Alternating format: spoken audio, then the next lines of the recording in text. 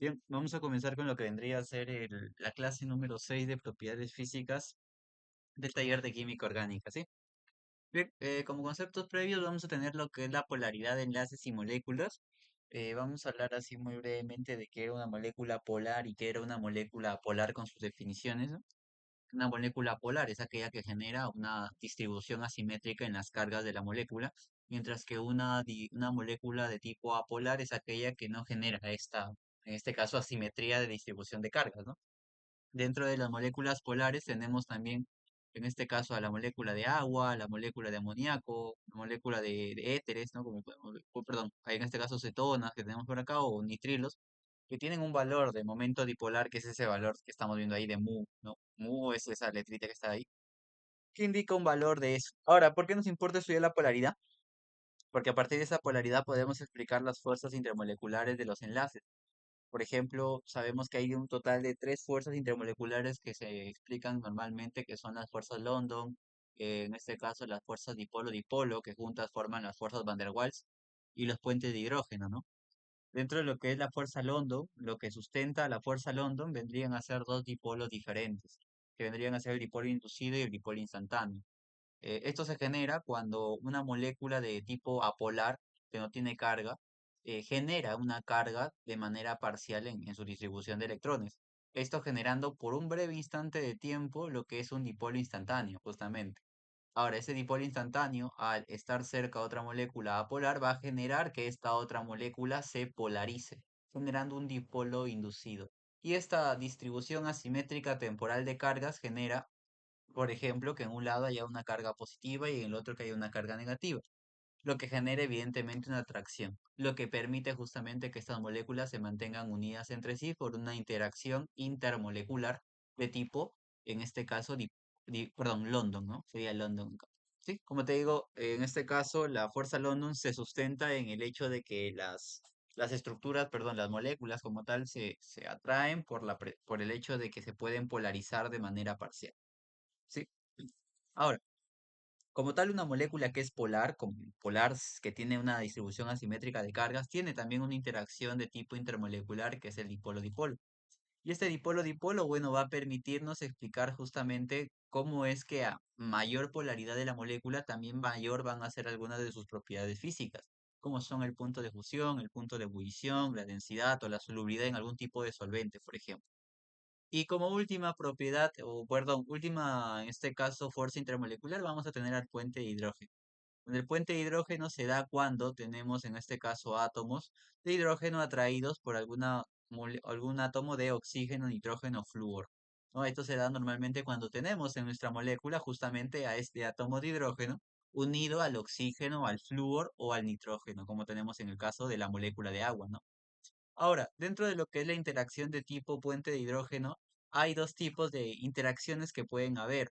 En este caso, los tipos de interacciones de enlaces de hidrógeno o puentes de hidrógeno de tipo aceptor, como estamos observando por aquí, Mm.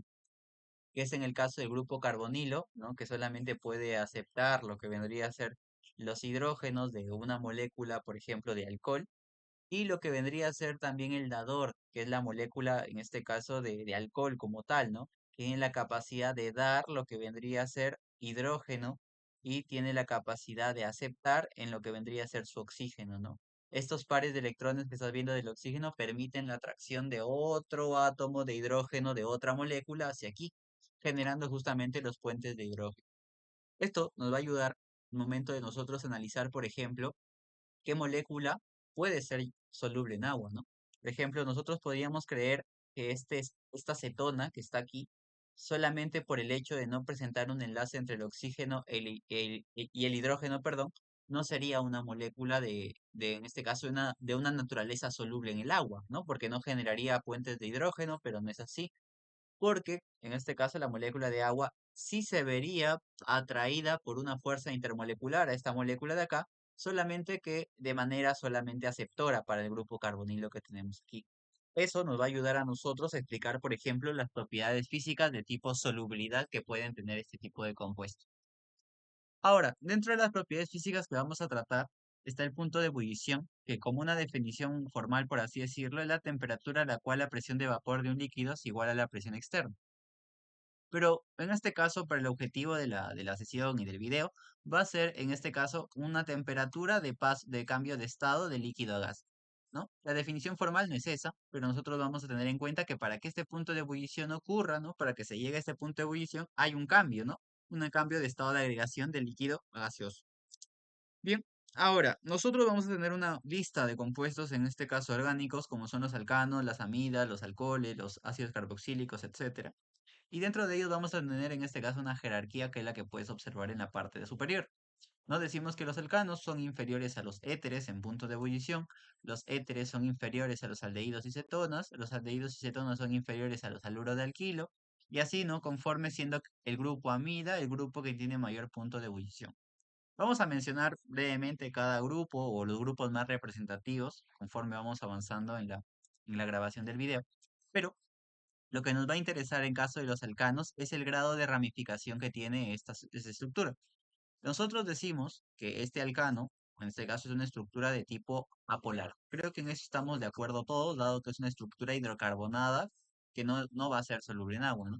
Pero su punto de ebullición va a cambiar de acuerdo al grado de ramificación, ¿sí? Mientras más lineal sea la molécula, significa que si yo junto esta molécula con otra molécula de su misma naturaleza, por ejemplo, van a generar, en este caso, mayor cantidad de puntos de contacto. Van a generar mayor cantidad de puntos de contacto. Cosa que no sucede, por ejemplo, en esta molécula de aquí. En esa molécula se van a generar puntos de contacto, pero no van a ser tantos como en la molécula lineal. Entonces nosotros vamos a decir, mientras más lineal es la molécula, mayor cantidad de puntos de contacto van a haber entre ellas y por ende el punto de ebullición va a ser más alto. Mientras mayor sea la cantidad de fuerzas intramoleculares que hay en las moléculas, mayor va a ser el punto de ebullición.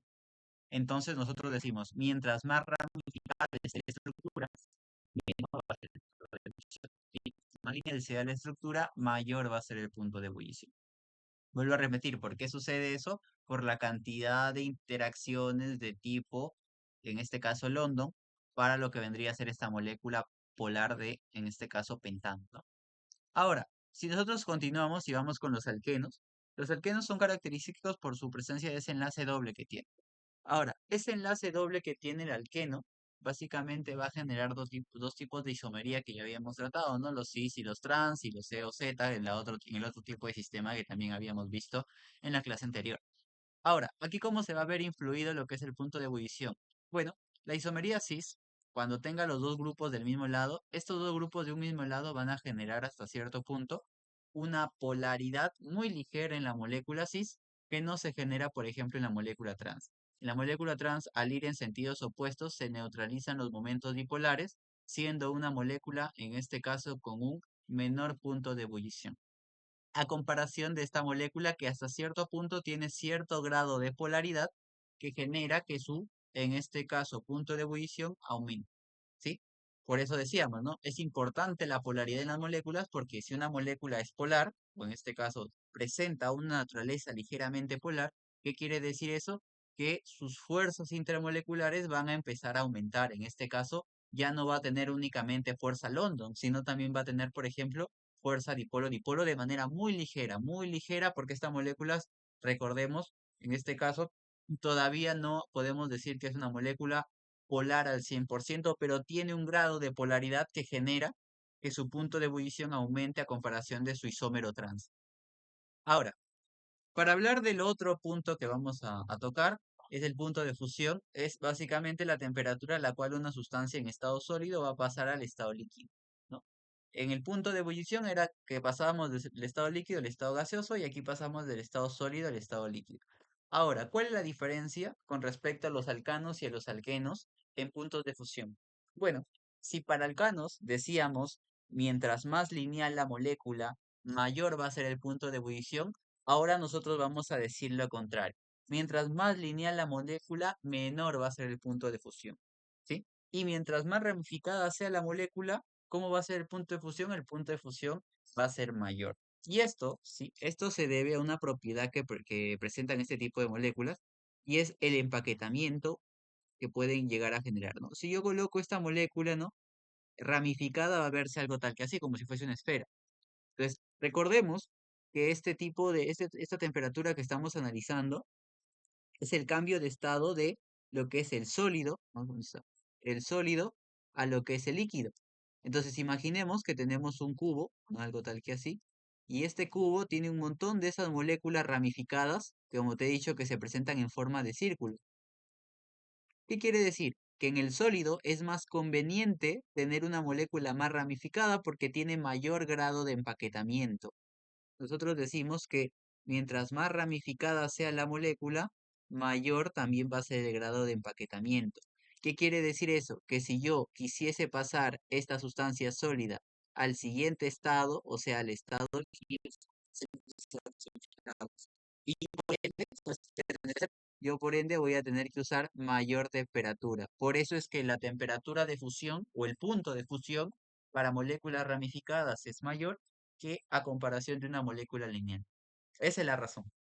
Pero lo que nosotros debemos tener en cuenta, vuelvo a repetir, es que mientras más ramificada es la molécula, mayor es el punto de fusión porque presenta mayor grado de empaquetamiento. ¿Sí?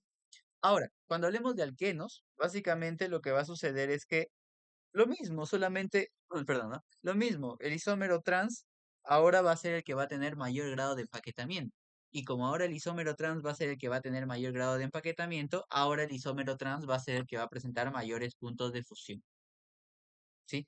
Ahora el isómero trans va a ser aquel que va a presentar mayor, en este caso, punto de fusión a comparación de su isómero cis, como estás viendo acá, ¿no? Ahí lo mismo. Bien. Ahora, nosotros vamos a seguir analizando las sustancias, no hay mucho que mencionar acerca de los éteres, más allá de que en este caso son tienen mayor punto de ebullición que los alcanos y alquenos. Ahora hablemos de las aminas. Las aminas, en este caso, van a caracterizarse por presentar interacciones de tipo puente de hidrógeno, y creo que eso se puede observar debido a su estructura, ¿no? Hay un enlace nitrógeno-hidrógeno acá, aquí también hay un enlace nitrógeno-hidrógeno, pero aquí no. Y justamente eso va a influir en los puntos de ebullición de estas aminas. Esta amina, llamada amina primaria, tiene más enlaces de tipo nitrógeno-hidrógeno a comparación que esta amina secundaria. Y esta amina secundaria tiene más enlaces de tipo nitrógeno-hidrógeno a comparación de esta amina, que solamente tiene un par libre de electrones. Entonces nosotros decimos que el punto de ebullición de una amina primaria es superior al punto de ebullición de una amina secundaria, y ese punto de ebullición va a ser mayor que el de una amina terciaria. Eso se explica y se fundamenta a partir de qué? A partir de las interacciones moleculares que van a ocurrir entre esa molécula, ¿no? Ahora, cuando hablamos de la solubilidad en el agua, básicamente es lo mismo. Recuerda que ahora lo que va a suceder es que va a llegar una molécula de agua. Mientras mayor interacción de tipo puente hidrógeno presente, pues mejor para la solubilidad, ¿no? Acá también presenta mayor interacción, por ende tiene más solubilidad la amina primaria, ¿no? Como dice acá. El segundo vendría a ser el de acá, ¿no? Tiene la segunda cantidad de puente de hidrógeno mayor, y el tercero vendría a ser la amina terciaria, ¿no? Ahí lo tenemos. Ahora, cuando hablamos de lo que es alcoholes, ¿no? Porque los aldehídos y cetonas y aluros de alquilo no hay alguna variante que sea necesaria de mencionar. Cuando hablemos de alcoholes, que va a ser importante mencionar las características de esos alcoholes, vamos a decir que en un alcohol van a influir dos factores muy importantes al momento de hablar de sus propiedades físicas. El primero va a ser, en este caso, lo que se ve primerito acá, que es la fuerza London. En este caso, la cadena carbonada de la estructura del alcohol. Y el segundo va a ser el aumento del número de grupos hidroxilo. Mientras más hidroxilos presente ese alcohol, más polar va a ser. Y también mayor punto de ebullición va a tener. ¿Sí? Mientras mayor sea la cadena carbonada, mayor será la masa de esa molécula, por ende, mayor será su punto de ebullición. Pero si nosotros aumentamos su cadena carbonada, lo que hacemos también es aumentar la apolaridad de la molécula, generando de que sea menos soluble en agua, ¿sí? Entonces, lo que podríamos decir aquí es lo siguiente. Nosotros decimos entonces que el aumento de la cadena carbonada, en este caso, el aumento de la cadena carbonada, en este caso, aumenta que aumente el punto de ebullición. Mientras que el aumento del número de grupos hidroxilos aumenta la solubilidad en el agua y aumenta también el punto de ebullición. En cambio, aquí aumenta el punto de ebullición y disminuye la solubilidad en el agua, ¿sí? Eso es lo que tenemos como característica en el alcohol. Ahora, dice, el punto de ebullición aumenta, ¿no? Y la solubilidad disminuye cuando crece la cadena de tipo carbonato. Y aquí ya estamos hablando de lo que vendría a ser el ácido carboxílico, que se comporta muy parecido a lo que es un alcohol. Acá tenemos algún ejemplo del ácido carboxílico, del alcohol y del aldehído, y cómo es que varía lo que vendría a ser su punto de ebullición, ¿no? El ácido carboxílico, como vemos en la jerarquía, es superior al alcohol y el alcohol es superior al aldehído, ¿no? Es lo que tenemos en este caso. Y ahora hablemos por último de las amidas. En las amidas va a haber un comportamiento muy parecido a lo que era el grupo, en este caso amina, ¿sí? ¿Por qué? Porque en este caso lo que tenemos también van a ser interacciones de tipo nitrógeno-hidrógeno en la estructura. Mientras mayor sea la cantidad de interacciones nitrógeno-hidrógeno en la estructura, mayor va a ser el punto de ebullición. Acá, por ejemplo, tenemos dos interacciones, acá solamente hay una, y acá no hay ninguna. Entonces, esa es la razón por la que la amida primaria es superior a la amida secundaria y la amida secundaria es superior a la amida terciaria en puntos de ebullición. Pero tú puedes ser observador, observadora y darte cuenta de algo muy importante en esta imagen. Y es que el punto de fusión, que este de aquí, no es este de aquí que estamos viendo es el punto de fusión, para este tipo de amidas varía en la misma distribución, en este caso en la misma proporción, ¿no? La amida terciaria es superior a la amida secundaria y la amida secundaria es superior a la amida terciaria. Y esto es muy importante, dado que ahora yo te puedo afirmar y decir básicamente que esta relación, esta tabla que estás observando aquí, no solamente se cumple para los puntos de ebullición, también se cumple para los puntos de fusión. ¿Cuáles son las únicas variantes en los puntos de fusión? Las únicas variantes están en los alcanos y en los alquenos, cuando hablamos de la isomería trans y cuando hablamos de, en este caso, el grado de ramificación de la estructura. ¿Sí? De ahí el resto presentan las mismas propiedades que ya hemos ido analizando. Entonces, si nosotros analizamos aquí el punto de ebullición de ambas moléculas, por ejemplo, tienes un alcano de 3 carbonos y acá un alcano de, en este caso, 7 carbonos. Obviamente, el alcano de 7 carbonos, al tener más masa, va a tener más fuerzas London. Este vendría a ser aquella sustancia que tiene mayor punto de ebullición. Entre estas dos, tenemos el alcohol y el éter. En este caso, entre las dos, el que tendría mayor punto de ebullición sería el alcohol. Entre lo que es un alcohol de 2 carbonos y un alcohol de 4 carbonos, tenemos que el alcohol de 4 carbonos va a ser aquel que va a tener mayor punto de ebullición.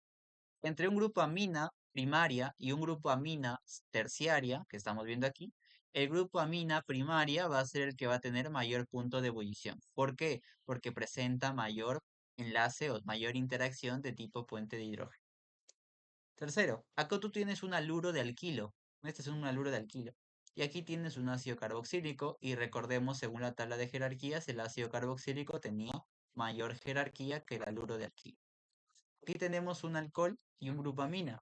Entre un alcohol y un grupamina, tenemos que el alcohol va a tener mayor punto de ebullición que el grupamina. ¿Sí? En este caso, por la jerarquía que ya habíamos observado antes. Entre lo que es un alcohol de tipo, en este caso, terciario y un alcohol primario, ¿cómo podemos analizar sus puntos de ebullición? Nosotros decimos, ¿no? Bueno, cada grupo de alcohol tiene su OH, tiene la misma cantidad de interacciones de tipo puente de hidrógeno. Ahora, nosotros nos tocaría analizar la cadena hidrocarbonada. ¿Qué decíamos de la cadena hidrocarbonada y de las interacciones de tipo London que ocurría a nivel de la cadena hidrocarbonada? Pues decíamos, mientras más lineal sea la molécula, mayor será la cantidad de puntos de contacto y por ende mayor también que va a ser, mayor también será su punto de ebullición, como es el caso de esta molécula que estoy encerrando de azúcar. Entonces nosotros podemos afirmar que un alcohol primario, vamos a colocarlo así, no sé, yo tengo mi lápiz, podemos afirmar lo siguiente, que un alcohol primario tiene mayor jerarquía que un alcohol secundario y este a su vez tiene mayor jerarquía que un alcohol terciario al momento de nosotros hablar de qué? Al momento de nosotros hablar de los puntos de ebullición y también de los puntos de fusión, ¿sí? Puntos de ebullición y puntos de fusión. Y ahí lo tenemos. Ahora, entre lo que es un alcano y un éter, ya habíamos comentado que el éter le va a ganar al alcano, ¿no? Y bien, acá tenemos una pregunta de un examen que nos dice lo siguiente. Ordene de forma creciente las propiedades físicas señaladas en los incisos A y B, de acuerdo con las siguientes sustancias, ¿no? Y tú tienes alcoholes, tienes éteres, tienes, en este caso, bueno, éteres y un grupo cetónico, ¿no? Entonces, no, perdón, este es un grupo amida, ¿no? Acá tienes el grupo amida. Grupo amida, grupo alcohol, grupo éter y grupo alcohol. Es lo primero que debes reconocer. En cualquiera de los dos casos ya te había comentado que el mayor siempre va a ser la amida. Entonces primero va a ir D. Y el menor va a ser el éter. El menor va a ser el éter. No por la tabla de jerarquías que ya habíamos dado, ¿no? en la parte anterior. Ahora, tenemos que elegir entre un alcohol primario y un alcohol secundario. Y justamente eso lo habíamos colocado acá, ¿no? El alcohol primario va a presentar mayor punto de ebullición que el alcohol secundario. ¿Por qué? Porque este tiene mayor punto de contacto a comparación de este alcohol secundario. Pero para el punto de fusión, recuerda que trabajamos al revés. ¿Qué decimos? Mientras más ramificada sea la molécula, o sea, el alcohol secundario, va a ser, en este caso, mayor el punto de fusión de la molécula. Mientras más ramificado sea la molécula, mayor es el punto de fusión. Entonces sería al revés, ¿no? Ca. Y en este caso ahí tenemos lo que es los puntos de fusión para esas sustancias químicas en ese ejercicio puntualmente. ¿Sí? Bien, el siguiente, mira, puntos de fusión, como te había comentado. ¿Qué es lo que vamos a hacer en este caso? Mira, tenemos también lo mismo, ¿no? ¿Qué sustancia tiene mayor cantidad de carbonos? Entre esta primera sustancia que tiene 5 y esta segunda sustancia que tiene 6, la sustancia que tiene 6 va a ganar, ¿no? Ya va a tener mayor punto de fusión. Entre estas dos sustancias, ¿no? A ver, vamos a ver por acá. Está bien, ya. Estas dos sustancias, esta tiene, en este caso, uno, dos, tres carbonos. No, perdón. Tiene cuatro carbonos y esta sustancia tiene una cantidad de 5, o en esta sustancia de 5 carbonos le va a ganar.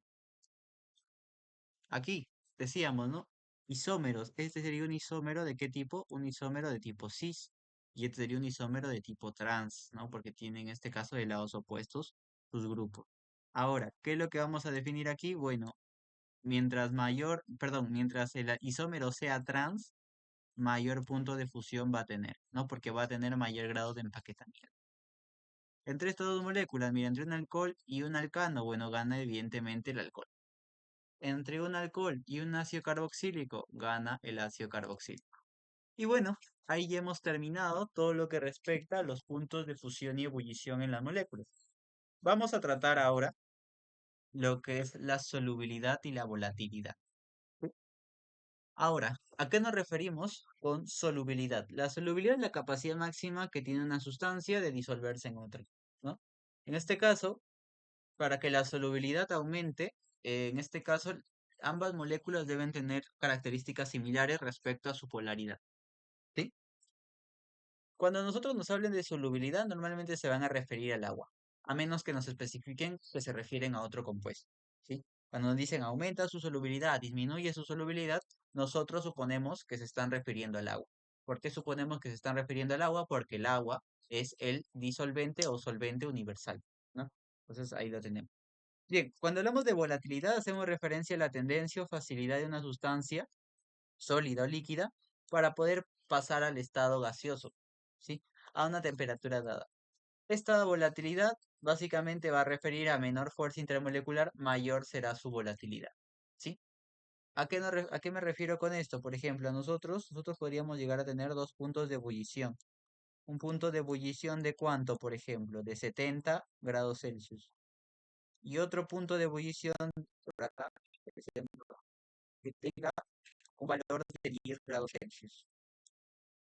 Nosotros nos preguntamos, ¿cuál de los dos tiene en este caso la facilidad de pasarse al siguiente estado?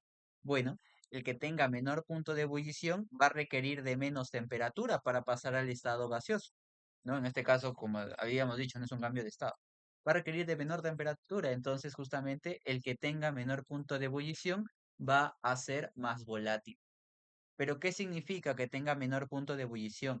Significa que sus fuerzas intermoleculares son más débiles. Esa es la razón por la que decimos, ¿no? A menor fuerza intermolecular, mayor es la volatilidad de esa sustancia que estamos analizando, ¿sí? Y bueno, aquí tenemos algunos ejercicios que respectan a ello. No tenemos en este caso un isómero de qué tipo. Bueno, si está del mismo lado, si es un isómero de tipo Z, un isómero de tipo Z. Si está de lados opuestos, decíamos que es un isómero de tipo E. Si está del mismo lado, es un isómero de tipo Z, ¿no? Bueno, el isómero Z también lo tratábamos como cis. El isómero E también lo tratábamos como trans, ¿verdad? Ahora, ¿qué tenemos aquí? De estos grupos, el único que es un alcohol es este grupo 3 que lo voy a señalar de color, en este caso verde. Entonces, nosotros decíamos, el grupo alcohol le gana a los alquenos, entonces va a ser el que va a tener mayor punto de ebullición y va a ser el que va a tener también mayor punto de fusión. Ahora la cosa está en definir quién de los dos tiene mayor punto de ebullición y mayor punto de fusión. Ahora, este de aquí, ya habíamos dicho, es el isómero cis, ¿no? Lo voy a colocar en este caso de color, a ver. Sí, el color morado creo que... No, ojo en el rojo. A ver, un ratito. Ahí está, el color rojo. Ya.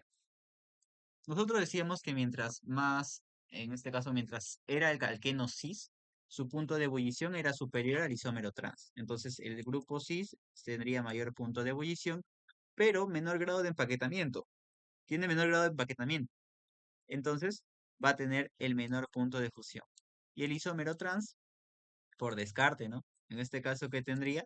Lo que tendría sería, en este caso, vamos a colocarlo por acá, sería mayor punto de fusión que en este caso, isómero cis, pero menor punto de ebullición que el isómero cis.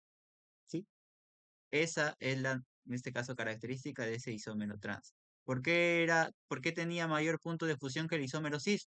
Por el grado de empaquetamiento. ¿Por qué tenía menor punto de ebullición que el isómero cis? Porque en este caso tenía menor grado de punto de contacto, ¿no? En este caso. Bien, la solubilidad en el agua, en caso del alcohol, sería de 16,6 gramos por 100 gramos de agua. Esta es su solubilidad. Aquí quiere decir que es soluble.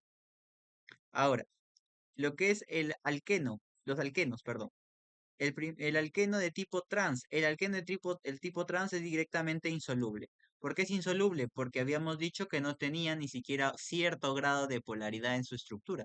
Cosa que sí pasaba, por ejemplo, en lo que era el isómero. ¿De qué tipo? El isómero de tipo cis. ¿No?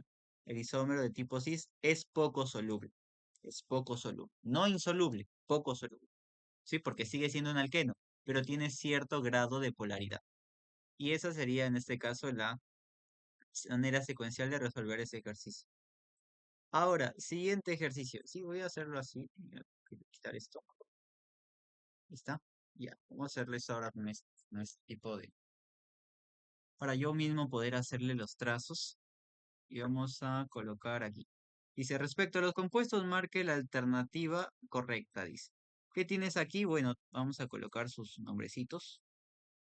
Aquí lo que tenemos es un alcohol, eso lo tenemos. Aquí lo que tenemos es un haluro de alquilo y aquí lo que tenemos es un grupo amina. Solamente ahí, ¿no?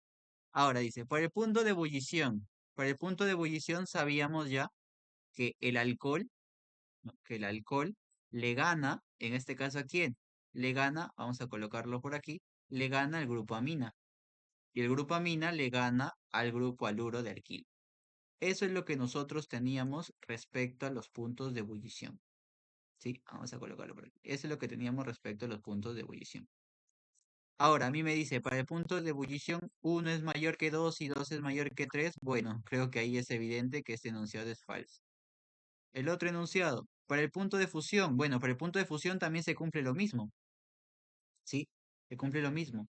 2 es mayor, bueno, acá está mal, ¿no? Falso.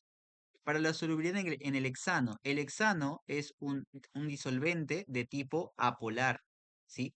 Entonces vamos a ver el grado de apolaridad de la sustancia según su solvencia. ¿Quién es el más apolar de los tres? Sería el número 2. ¿Quién sería el siguiente más apolar de los tres? Sería el grupo amina. ¿Y quién sería el tercero más apolar de los tres? Sería el grupo alcohol. Ese sería el grado de apolaridad considerando a esos tres grupos que tenemos ahí. Ahí dice 2 es mayor que 1 y 1 es mayor que 3. No, esto es falso. La solubilidad en el agua. Bueno, ahora la solubilidad en el agua será su carácter de tipo polar. Y acá creo que me entenderán todos si yo digo que 1 es mayor que 3 y 3 es mayor que 2. Simplemente he invertido el orden, ¿sí o no? Claro, solamente era necesario invertir el orden para poder resolver ese ejercicio. Ahí está. Ahí está, su grado de apolaridad. Bien, esto sería falso. Y te dice, uno presenta mayor cantidad de puentes de hidrógeno que 2. Mira, claro que sí, ¿no? Acá tienes un grupo H, acá tienes un grupo H. En cambio, en el grupo 3, ¿no? Solamente tienes esta interacción nitrógeno-hidrógeno de esta amina, que es una amina secundaria más encima, ¿no? Entonces, el enunciado correcto sería el enunciado dedo, ¿no? Dado. Ese sería tu enunciado correcto. Siguiente enunciado. 5. Dice, los ácidos carboxílicos presentan mayor punto de ebullición que las amidas primarias. Ojo, ácidos carboxílicos, mayor punto de ebullición que amidas primarias. Ese primer enunciado es falso. ¿Sí? Recuerda que las amidas tienen mayor punto de ebullición que los ácidos carboxílicos. Las amidas terciarias tienen mayor polaridad y punto de ebullición que las amidas primarias. No, recuerda que la amida, si la amida, en este caso primaria, tiene mayor punto de ebullición y mayor polaridad que la amida terciaria. ¿Por qué? Porque presenta mayor interacción de tipo puente de hidrógeno. Las moléculas lineales presentan mayor área superficial de contacto que las ramificadas y esto justifica su mayor solubilidad. Como te digo, a ti no te especifican solubilidad en qué. Si no te especifican solubilidad en qué, uno tiene que suponer que se refieren a la molécula de agua. Pero recuerda, una molécula lineal, en este caso aumenta en este caso, eh, en este caso contacto que puede llegar entre ellos, ¿sí? Eso genera lo que vendría a ser una mayor atracción entre ellas, y eso lo usábamos para definir alcanos, ¿sí? Eso lo usábamos para lo que eran los alcanos, no lo usábamos para, bueno, para las demás moléculas, ¿no? Por ejemplo, si yo uso para un alcohol, ¿no? Y yo aumento la ramificación del alcohol, yo no aumento ni disminuyo lo que vendría a ser su solubilidad en el agua, ¿sí? Solamente estoy aumentando sus fuerzas London entre estos. Y esto es falso. Vamos a colocarlo por aquí. Dice, ¿la alta polaridad de las amidas justifica su punto de ebullición? Sí, ¿no? Eso es verdadero. Las aminas son menos solubles en agua que las aminas terciarias. Falso, ¿no? Esto sería falso. ¿Por qué es falso? Porque la amina primaria, que es NH, ¿no? Con su R, su ramificación por aquí, tiene mayor interacciones de tipo, en este caso, puente hidrógeno, que una amina de tipo secundaria que tendría dos, en este caso, ramificaciones de esta manera. No solamente tendría una, ¿sí? Entonces eso es falso. Bien, siguiente enunciado. Si se tienen las siguientes sustancias puras, todas de masa molecular semejante, seleccione la alternativa falsa en relación con su punto de ebullición. Bueno, vamos a ver. Aquí tenemos un alcohol. Acá tenemos un alcohol. Aquí tenemos, en este caso, un ácido carboxílico. Aquí tenemos un grupo amina. Aquí tenemos un grupo amida. Y aquí tenemos un éter. Bien. El que va a tener mayor punto de ebullición aquí, obviamente, va a ser el grupo 5, ¿no? La amida. Dice, a ver, 4 es la única que no presenta puentes de hidrógeno. Bueno, 4 es la única que, claro, ¿no? 4 es la única que no presenta puentes de hidrógeno. Claro, el resto, entre ellas mismas, entre sus propias moléculas, sí presentarían puentes de hidrógeno. Pero este eterno, esto es falso. El punto de ebullición de 3, que es esta amina, es inferior al de 1. Entonces, el punto de ebullición de 3 es una amina, es inferior al de 1. Esto sería, en este caso, verdadero. No, perdón, este aquí primero le he puesto falso, ¿no? Esto es verdadero. 1 es más volátil que 2. 1 es más volátil que 2. ¿Qué significa que 1 sea más volátil que 2? Significa que tiene menor punto de ebullición que 2. Y eso es verdadero. ¿Sí? Porque el ácido carboxílico tiene mayor punto de ebullición. Por ende, es menos volátil que el alcohol. 2. 2 tiene mayor punto de ebullición que 5. 2 tiene mayor punto de ebullición que 5. No, pues, esto es falso. ¿Por qué? Porque 5 directamente, ¿qué es? 5 es una amida y 2 es un ácido carboxílico. Y recuerda que la amida le gana en punto de ebullición al ácido carboxílico. Esa sería tu alternativa, ¿no? 3 tiene mayor punto de ebullición que 4. 3 es una amina y 4 es un éter. Y menor que 5, claro, ¿no? Evidentemente esto es verdadero, ¿sí? Entonces tu enunciado ahí sería, el único incorrecto sería la D. Bien, siguiente. Dice, seleccione de la lista indicada por letras el disolvente apropiado para cada uno de los compuestos enumerados. Entonces tú tienes aquí lo que es un alcohol, tienes lo que, bueno, son dos alcoholes, un grupo amina y un grupo de tipo alcano, ¿sí? Entonces al momento de hacer el análisis, Sabemos que este alcano es una sustancia de tipo apolar. Entonces va a ser soluble en una sustancia de la misma naturaleza. Este va a ser su disolvente, ¿no? Ahí lo tenemos, ¿sí? Luego, ¿qué vamos a tener? Luego lo que vamos a tener vendría a ser el alcohol, ¿no? Alguno de los dos alcoholes. Ahora, ¿cuál va a ser el alcohol más pequeño? Por así decirlo, el alcohol más pequeño vendría a ser el que tiene tres carbonos. Él va a ser soluble y su disolvente más apropiado va a ser el agua. El segundo va a ser este alcohol que tiene mayor cantidad de carbonos, que va a ser soluble en lo que vendría a ser el éter. Y último va a ser en este caso el grupo amina, que va a ser soluble en ácido clorhídrico. Y de hecho es una característica que tienen las aminas, perdón.